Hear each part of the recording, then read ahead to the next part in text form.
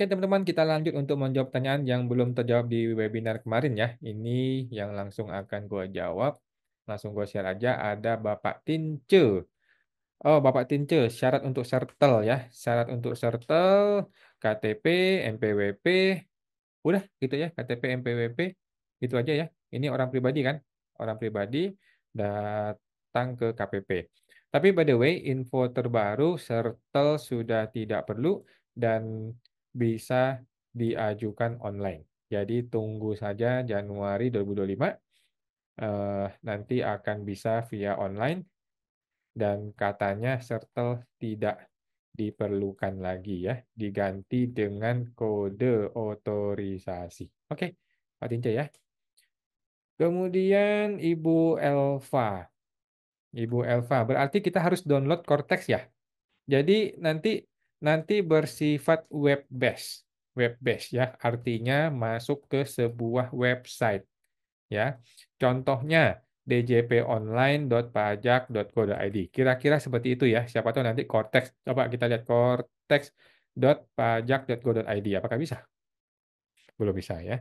Jadi kira-kira seperti itu ya. Jadi bukan sebuah aplikasi ya, bukan sebuah aplikasi eh, yang perlu diinstal.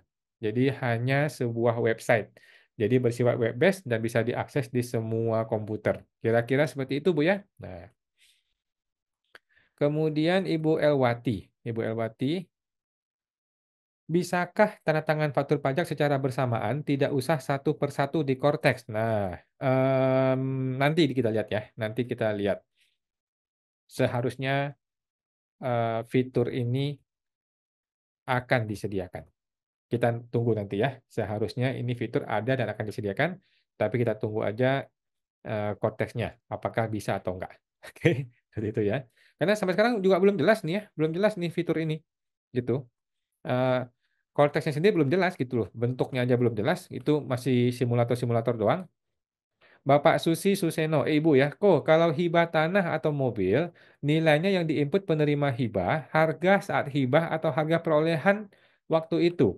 Kalau dari orang tua ke anak, apakah kena pajak? Jawabannya, hibah ditulis dengan nilai yang sama persis dengan yang ditulis di SPT pemberi hibah alias orang tuanya. Oke. Kemudian hibah dari ortu kandung kepada anak kandung itu tidak kena pajak. Oke, clear ya, teman-teman ya. Jadi kalau sebuah mobil dilapor di SPT ayah senilai 100 juta, dia hibahkan kepada si anak juga mengakui senilai 100 juta. Kalau ada rumah diakui oleh orang tua 1 miliar, dia kasih hibah kepada anak, si anak juga mengakui 1 miliar. Dia nggak peduli, walaupun harga sekarang sudah jadi 10 miliar juga nggak masalah. Yang penting si anak tetap mengakui senilai yang diakui oleh orang tua di SPT orang tua. Oke?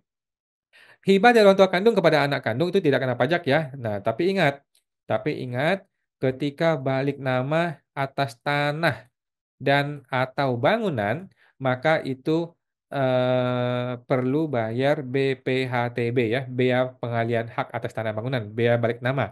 Ini bukan pajak, ini adalah semacam bea administrasi untuk membalik nama gitu ya.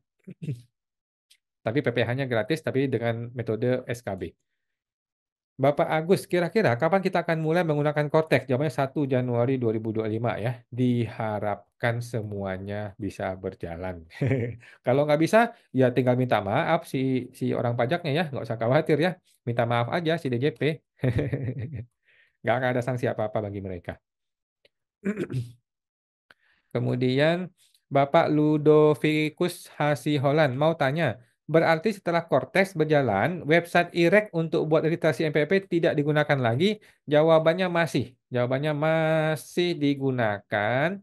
Jadi akan ada masa transisi. Ada masa transisi, eh, website Cortex bisa diakses dan juga website lama itu seperti IREK, kemudian DJP online, kemudian Enova, itu semua masih bisa diakses dalam jangka waktu tertentu. Ya mungkin 6 bulan atau 12 bulan. Pokoknya akan ada masa transisi. Dan teman-teman jangan membiasakan diri nunggu akhir-akhir ya baru pindah ke Cortex ya. Tidak, dari awal sudah mulai berpindah ke Cortex ya. Jangan nunggu akhir. Oke. Kemudian Bapak Agus Salim. Apa Pak Agus Salim?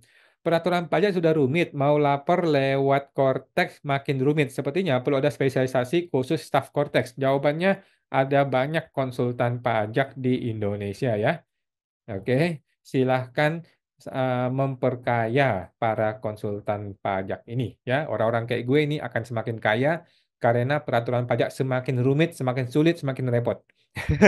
Bercanda guys ya. Jadi prinsip negara Konoha, ingat teman-teman ya, satu no violence no justice, yang kedua kalau bisa kami persulit, kenapa mesti kami permudah? Jadi semakin sulit ini barang Cortex, semakin bagus bagi kami konsultan pajak ya, karena kami akan semakin kaya, karena kami akan semakin dibutuhkan, karena semakin bingung orang-orang mengenai Cortex ini. Oke, teman-teman, itu prinsip di negara Konoha, teman-teman. Bercanda guys, bercanda guys ya. Oke, mana dia tadi? Mana dia? Oke, kita ulang. Kita ulang. Mana sih dia? Oke.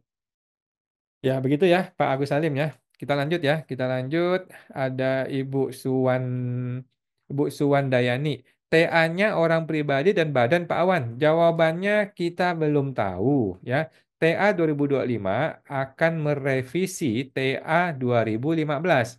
Nah, kalau dulu di 2015, nah itu TA-nya boleh untuk OP dan badan. Jadi saya berpikir bahwa TA 2025 juga akan punya karakteristik yang mirip dengan TA 2015. Artinya apa? Artinya OP dan badan bisa ikut. Oke, tapi kita tunggu aja ya, masih belum tahu bagaimana aturan TA-nya, kita masih menunggu bagaimana persisnya nanti ya, teman-teman ya. Jangan terlalu buru-buru, mungkin masih beberapa bulan lagi lah. Oke, teman-teman, sampai jumpa lagi. Semoga terbantu.